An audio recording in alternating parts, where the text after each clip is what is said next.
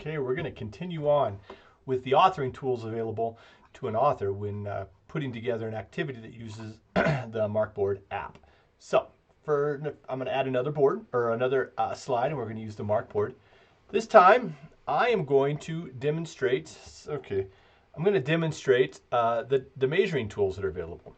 So, currently, the default is a tape measure. This tape measure is I think you can mark up to around 45 inches on this thing.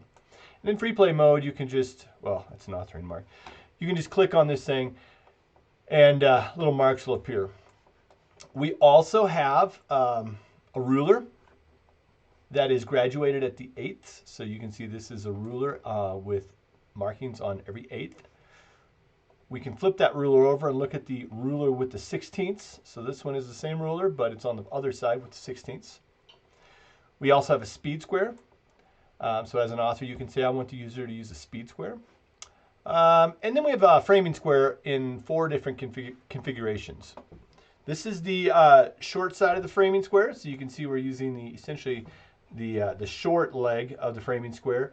And notice how we've butted that framing square up to the edge of the board. So that means you're using the top side of this framing square. So like this would be a 4-inch right here. But we can add a little variety in here, and we can use the framing square short side inside, which means we have butted the inside of the framing square over here up against the edge of the board, which means you're actually measuring off of this side of the marks. So this is actually 4 inches here.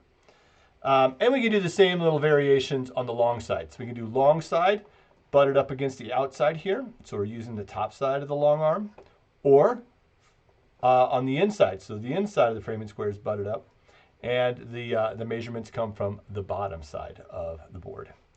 So let's see, how do I'm going to save this as this is a speed square. This is a speed square. And what you'll see is since I put that in there, that gets saved. I'm going to go back to the activity. I'm going to save the activity. Should have given that a name. And let's see what this looks like in consumption. So if I go back to the previous slide, here we go. This is the slide about the slide text that we just talked about.